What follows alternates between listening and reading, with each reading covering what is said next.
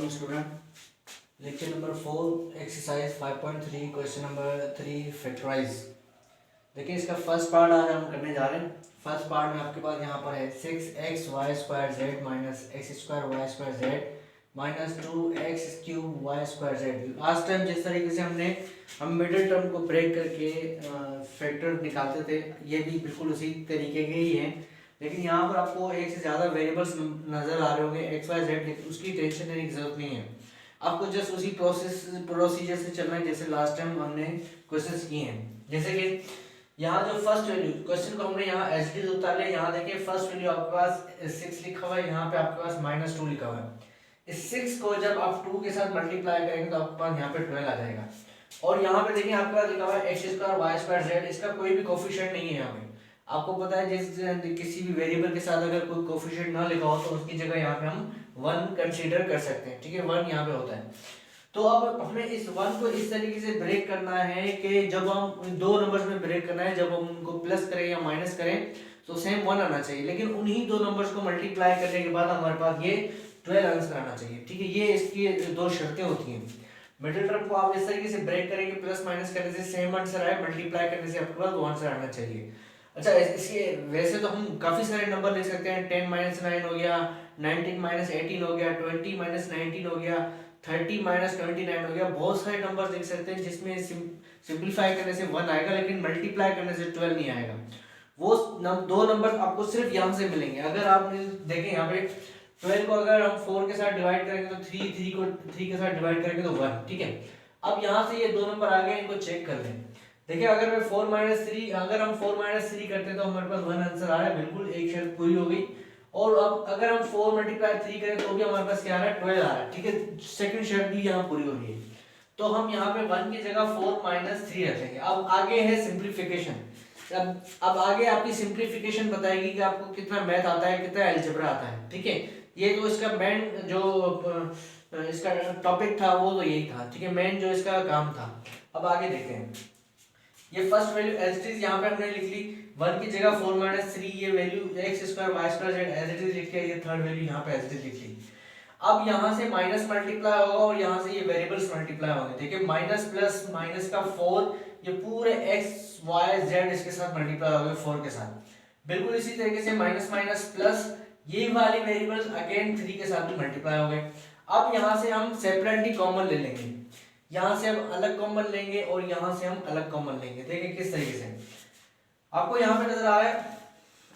अगर आप गौर करें, यहाँ पे लिखा हुआ है 6 और यहाँ पे 4। आप सोचें कि ये दोनों कौन से टेबल में आते हैं। 4 और 6 जो है वो 2 के टेबल में आते हैं, तो हमने 2 को कॉमन ले लिया। और यहाँ पे हमारे पास है x, यहाँ पर x² है तो हम एक x कॉमन ले सकते हैं। यहाँ पे y² तो हम पूरे का पूरा y² दोनों में से कॉमन ले सकते हैं। यहाँ पे z, यहाँ पे z, तो हम z को भी पूरे का पूरा कॉमन ले सकते हैं। 2 कॉमन ले लिया, x y² z कॉमन ले लिया। तो अब देखते हैं 2 के टेबल में 6 आता है 3 टाइम, तो 3 यहाँ पे आ गया। हमने x y² z कंप्लीटली हमने कॉमन ले लिया। फिर माइनस 2 के टेबल में 4 आता है 2 टाइम, तो 2 यहाँ पे रह गया, y² बाहर चले गया, z बाहर चले गया, x की एक पावर बाहर चलेगी तो एक पावर यहाँ पे रहेगी। ठीक है, बिल्कुल इसी तरीके से अब यहाँ पे भी हम कॉमन लेने जा रहे हैं। यहाँ पे देखें कोई नंबर हमारे पास कॉमन नहीं आ रहा, क्योंकि 3 और 2 जो है किसी सेम टेबल में नहीं आते। तो हम जस्ट क्या करेंगे, यहाँ से वेरिएबल्स को कॉमन लेंगे जो कॉमन आ रहे हैं। देखिए x² लिखा हुआ है या x⁻3 लिखा हुआ है, तो हम x की दो पावर्स को कॉमन ले सकते हैं। y² कंप्लीटली कॉमन आ जाएगा, z और z भी कंप्लीट कॉमन आ जाएगा। जब आपने x² कॉमन ले लिया, y² कॉमन ले लिया, z कॉमन ले लिया, तो आपके पास यहाँ से बच जाएगा 3 - 2, x की एक दो पावर्स बाहर चली गई, एक पावर अंदर रह जाएगी, y² और z ये दोनों कंप्लीटली बाहर चले गए। अब आप चेक करें, ये ब्रैकेट और ये ब्रैकेट सेम आ गया। ठीक है, ये सेम आने की वजह ये होती है कि आपने जो मिडिल टर्म को ब्रेक किया है वो बिल्कुल ठीक ब्रेक किया है। अगर आप इसको ठीक से ब्रेक नहीं करेंगे तो ये ब्रैकेट सेम नहीं आएंगे। अच्छा जी, उसके बाद आप इस ब्रैकेट को कॉमन ले लें जो सेम आ रहा है। देखिए 3 - 2 है यहाँ से, और यहाँ से जब आप बाहर कॉमन ले लेंगे, जब इसको आपने बाहर कॉमन लिया तो यहाँ से आपके पास बचेगा 2x y² z। देखेंगे यहाँ पे लिख लिया, फिर प्लस आ गया। जब ये बाहर चले गए तो ये वाली वैल्यू यहाँ पे आपके पास ऐसा चीज आ जाएगी। ये फर्स्ट फैक्टर, ये इसका सेकंड फैक्टर, ये आपका फाइनल आंसर हो जाएगा। ठीक है, तो नेक्स्ट क्वेश्चन की तरफ चलते हैं। तो स्टूडेंट यहाँ पे क्वेश्चन नंबर 3 का सेकंड पार्ट है। अब इसको देखें अच्छे तरीके से। थोड़ा पावर में आपको अजीब लगेगा, लेकिन कोई मुश्किल चीज़ नहीं है, बिल्कुल इजी क्वेश्चन है। आपके पास यहाँ पे लिखा हुआ है -3x की power 2n plus 11x power n plus 4। Question को एज इट इज़ मैंने यहाँ पे उतार दिया। देखिए बेटा, कुछ बच्चों की ये शिकायतें आ रही है कि सर आपका जो लिखा हुआ है वो रिजल्ट सही नहीं है, समझ में नहीं आ रहा। बेटा जो लिखा हुआ है मैं तो अपनी तरफ से पूरी कोशिश कर रहा हूँ, लेकिन मैं हर अल्फाज को पढ़ भी रहा हूँ बार बार। अब मैं पढ़ रहा हूँ तो आप मेरे साथ साथ लिखते रहें, उसको आपको समझ में तो आना चाहिए, थोड़ा गौर तो आप भी कर सकते हैं। ठीक है, तो बेटा तवज्जो से इसको समझें, जो जो चीज़ लिखी है वो मैं पढ़ भी रहा हूँ ताकि आपको चीज़ समझ में आए, कोई चीज़ मिस ना हो। तो अब यहाँ पे देखें क्या प्रोसीजर होता है। सबसे पहली वाली वैल्यू को थर्ड वैल्यू लास्ट वैल्यू के साथ मल्टीप्लाई करो। 3 मल्टीप्लाई बाय 4 आपके पास यहाँ पे अलग से लिख लोगे 12 और उसके फैक्टर बना लोगे। अच्छा, यहाँ पे मिडल में लिखा हुआ है 11। अब जो हमने मल्टीप्लाई करके आंसर आया हमारे पास वो 12 आया और मिडल में हमारे पास 11 लिखा है। इस चीज को समझ लो बेटा, अगर मल्टीप्लाई करने से फर्स्ट और लास्ट वैल्यू को मल्टीप्लाई करने से एक ऐसा आंसर आया है जो मिडिल टर्म के बहुत करीब, बहुत करीब है, मतलब उसके साथ का नंबर है, तो आप क्या करेंगे, 12 को उसी के नंबर से फैक्टर बना देंगे। 12 को 12 के साथ ही डिवाइड करोगे तो 1, 1 को 1 के साथ डिवाइड करोगे तो 1। ठीक है, ऐसा क्यों किया, क्योंकि बिल्कुल उसके करीब है तो आपको फैक्टर भी बिल्कुल वही ही मिलेंगे। वरना हम इसको 2 के साथ भी डिवाइड कर सकते हैं, 3 के साथ भी डिवाइड कर सकते हैं, 4 के साथ भी डिवाइड कर सकते हैं, लेकिन फिर आप फैक्टर ढूंढते रह जाओगे। तो ये की पॉइंट है बेटा, इसको समझ लो। अगर मिडल वैल्यू उसके बिल्कुल करीब करीब है, जैसे 12 और 11 आगे पीछे नंबर है, तो आप 12 को 12 के टेबल से ही डिवाइड कर दें, 1 आ जाएगा, फिर उसकी जगह आप इन दोनों में ये दोनों फैक्टर चेक कर लें।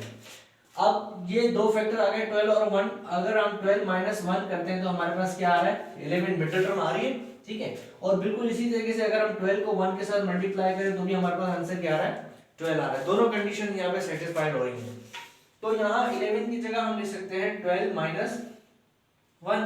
अब सिंप्लीफाई कर ले, आगे सिंप्लीफिकेशन देखते हैं। अब सिंप्लीफिकेशन में क्या है, ये जो फर्स्ट वैल्यू है 3x की पावर 2n, ये एज इट इज यहाँ पे आ गया नीचे हमारे पास।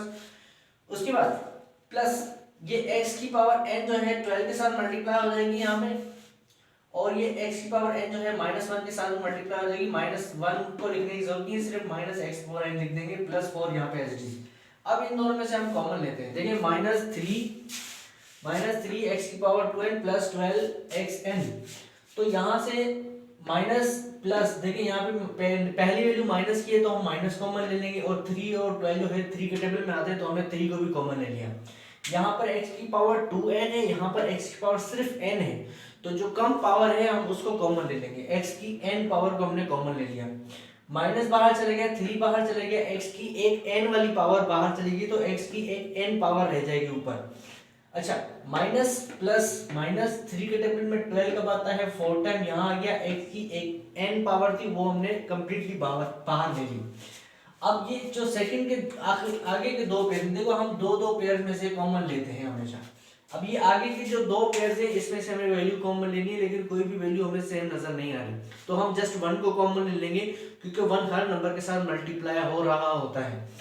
तो माइनस को भी कॉमन लेना है, क्योंकि फर्स्ट वैल्यू माइनस आ रही है, तो आगे की भी साइन वैल्यूज की जो साइन है वो चेंज हो जाएंगी। -1 हमने कॉमन ले लिया, तो यहाँ से हमारे पास as it is x power n बच जाएगा, माइनस प्लस माइनस, यहाँ से जब आपने 1 कॉमन लिया तो 4 एज इट इज यहाँ पे आ जाएगा। मल्टीप्लाई करके चेक कर लें, आपके पास यही आंसर दोबारा से आना चाहिए और आएगा। अब ये ब्रैकेट और ये ब्रैकेट सेम हो गया, किसकी वजह से, ये मिडिल टर्म ब्रेकिंग की वजह से, हमने मिडिल टर्म को सही ब्रेक किया, इसी वजह से हमारे पास ये ब्रैकेट सेम आ गया। अब इस ब्रैकेट को ही कॉमन ले लो। जब आप इस ब्रैकेट को कॉमन लोगे बाहर तो यहाँ से आपके पास बचेगा माइनस का 3x पावर n, जब ये बाहर चला जाएगा तो यहाँ से -1 बच जाएगा। ये एक फैक्टर, ये दूसरा फैक्टर, ये आपका फाइनल आंसर हो जाएगा क्वेश्चन नंबर 3 के सेकंड पार्ट का।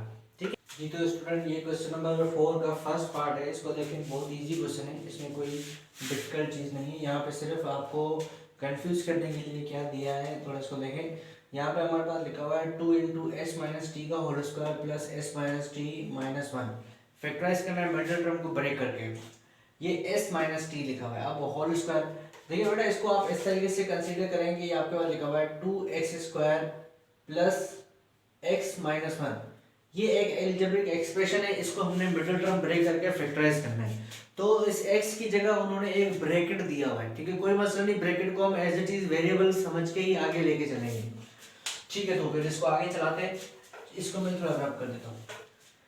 अच्छा, ये क्वेश्चन सॉल्यूशन के बाद एज इट इज हमने यहाँ पे लिख लिया। अब ये क्या है, यहाँ पे देखें फर्स्ट वैल्यू, ये फर्स्ट वैल्यू ये लास्ट वैल्यू के साथ मल्टीप्लाई कर लो। 2 1 द 2 आंसर आ जाएगा, ब्रैकेट उसके फैक्टर्स बना लेंगे। 2 का टेबल जब अप्लाई करेंगे तो 1, फिर 1 के साथ डिवाइड करेंगे तो 1। अब आप चेक करें। अच्छा, यहाँ पे ये जो मिडिल वैल्यू है इधर इसको ब्रेक करना है। मिडिल वैल्यू के साथ यहाँ पे हमारे पास लिखा हुआ 1, कुछ भी नहीं लिखा हुआ वेरिएबल के साथ, ब्रैकेट के साथ कुछ भी नंबर नहीं लिखा हुआ, तो हमें पता है वहां 1 लिखा होता है। 1 को हमें ब्रेक करना है। अब ये दो फैक्टर्स आ गए हमारे पास। अगर हम 2 - 1 करते हैं तो हमारे पास ये मिडिल टर्म आ रही है, इसकी जगह हम ये 2 - 1 रख सकते हैं। लेकिन जब हम इनको मल्टीप्लाई करेंगे आपस में तो हमारे पास ये वाला आंसर अगेन 2 आ रहा है। ठीक है, तो ये दो फैक्टर्स हमें इजीली मिल गए यहाँ से। अब यहाँ पे हमने क्या किया, ये देखें। अब अगर आप देखें इसको, ये एज इट इज हमने यहाँ पे लिख लिया। ये वाला bracket s - t as it is यहाँ लिख लिया। 1 यहाँ माइनस का ये एज इट इज यहाँ लिख लिया। सिर्फ ये जो मिडिल में 1 लिखा हुआ है, मिडिल टर्म ब्रेकिंग फैक्टराइजेशन जिसको कहते हैं, तो 1 की जगह हमने 2 - 1 रख दिया यहाँ पे। यही करना था हमें। अगेन ये हमने ब्रैकेट एज इट इज रख लिया है। ये जो s - t है इसको हमने 2 के साथ मल्टीप्लाई कर लिया। उसके बाद ये s - t वाले ब्रैकेट को -1 के साथ मल्टीप्लाई कर लिया। यहाँ पे देखिए आपके पास यहाँ -1 लिखा हुआ है, लेकिन ये 1 लिखने की जरूरत नहीं है। चलिए थोड़ी देर के लिए लिख लेते हैं। ये जो ब्रैकेट है ये हमने 2 के साथ मल्टीप्लाई कर लिया, -1 के साथ भी मल्टीप्लाई करके यहाँ लिख लिया। फर्स्ट वैल्यू और ये थर्ड वैल्यू अभी तक हमने नहीं छोड़ा। अब हम लेते हैं कॉमन। देखिए यहाँ से हम अलग कॉमन लेंगे और यहाँ से हम अलग कॉमन लेंगे। आप देख सकते हैं यहाँ पे 2 कॉमन आ रहा है हमारे पास, और s - t का होल स्क्वायर, s - t की पावर 1 सिंगल पावर हम कॉमन ले लेंगे। जब हम s - t की एक पावर कॉमन ले लेंगे और 2 को भी कॉमन ले लिया तो यहाँ से हमारे पास s - t की एक पावर बच जाएगी। ये दोनों वैल्यूज कंप्लीटली जब बाहर हमने कॉमन ले ली तो यहाँ पे हमारे पास 1 बच जाएगा, क्योंकि हर नंबर, हर वेरिएबल, हर ब्रैकेट के साथ मल्टीपल में 1 होता है, तो यहाँ पे हमारे पास 1 हम लिख सकते हैं। चूंकि जब मल्टीप्लाई करेंगे दोबारा से तो ये चेक करते हैं सेम आंसर आना चाहिए। यहाँ पे देखिए हमारे पास कुछ भी कॉमन नहीं है, तो हम -1 को कॉमन ले सकते हैं। हाँ, -1 हमें नजर आ रहा है कि कॉमन है। यहाँ पे -1 लिखा हुआ है, यहाँ -1 लिखा हुआ है, तो हमने इसको कॉमन ले लिया। जब आपने -1 को कॉमन ले लिया तो ये bracket same as it is यहाँ बच जाएगा, और ये माइनस माइनस प्लस ये 1 एज इट इज यहाँ बच जाएगा। अब आप कह सकते हैं कि भाई जब आपने -1 को कॉमन ले लिया तो ये 1 कहाँ से बच गया?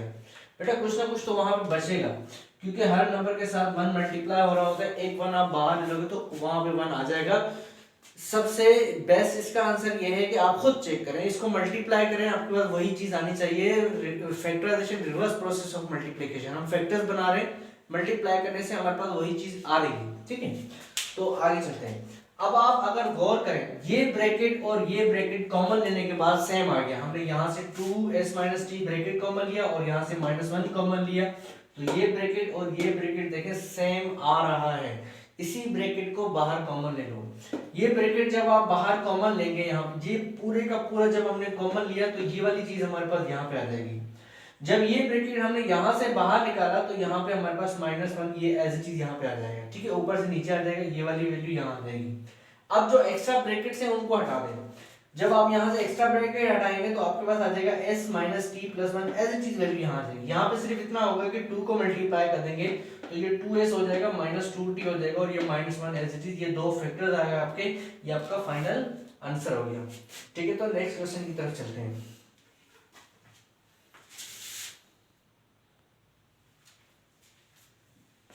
क्वेश्चन नंबर 4 थर्ड पार्ट में हमारे पास यहाँ पर है 5 2x + y power 4 - 13 2x + y power 2 - 6। Same उसी के जैसा ही क्वेश्चन है, हमें जस्ट मिडिल वैल्यू को ब्रेक करना है।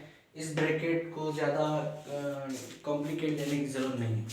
किस तरीके से इसको सिंप्लीफाई करेंगे आप यहाँ देखें। सॉल्यूशन के बाद एज इट इज क्वेश्चन को हमने यहाँ लिख लिया। वही सेम प्रोसीजर, दो शर्तें होती हैं कि मिडिल टर्म को आप इस तरीके से ब्रेक करेंगे, प्लस माइनस करने से सेम आंसर आए, और मल्टीप्लाई करने से हमारे पास क्या आंसर आना चाहिए। यहाँ देखें, फर्स्ट वैल्यू को लास्ट वैल्यू के साथ 5 × 6 विल बी इक्वल टू 30। ठीक है, 30 आंसर आना चाहिए मिडिल टर्म को ब्रेक करने से। मिडिल टर्म की जगह हम ऐसे दो फैक्टर्स रखेंगे, जब हम उनको मल्टीप्लाई करें तो हमारे पास ये 30 आंसर आए, लेकिन जब हम उनको प्लस या माइनस करें तो हमारे पास मिडिल टर्म दोबारा से आनी चाहिए। तो वो दो नंबर्स भी हमें यहीं से मिलेंगे। देखिए इस 30 को अगर मैं 2 के साथ डिवाइड करूं तो 15, 3 के साथ डिवाइड करूं तो 5, 5 के साथ डिवाइड करूं तो 1। चेक करने के लिए यहाँ पे हमने दो फैक्टर्स निकाल लिए हैं। 5 × 3 विल बी 15, 15 - 2 करेंगे तो हमारे पास 13 आएगा। तो यहाँ चेक किया हुआ है 15 में से अगर -2 करेंगे तो 13 आ रहा है हमारे पास। बिल्कुल इसी तरीके से अगर 15 को मल्टीप्लाई करें 2 के साथ तो हमारे पास 30 भी आ रहा है। दोनों शर्तें पूरी हो रही हैं। तो यहाँ हम 13 की जगह पे 15 - 2 लिख सकते हैं। ठीक है, अब आगे की काम सिंप्लीफिकेशन है।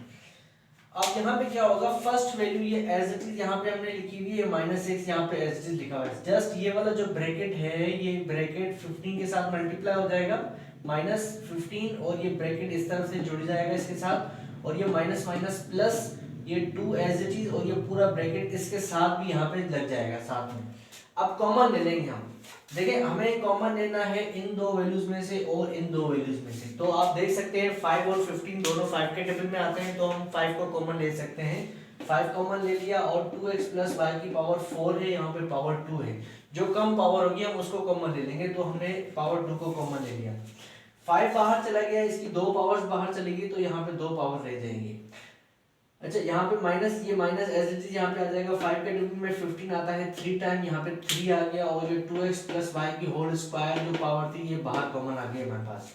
प्लस आगे चले जाए, यहाँ देखें 2x + y का होल स्क्वायर -6, इसमें से सिर्फ हमारे पास 2 कॉमन आ रहा है, क्योंकि 2 और 6 जो है वो 2 के टेबल में आते हैं, तो हम जस्ट 2 को कॉमन ले लेते हैं।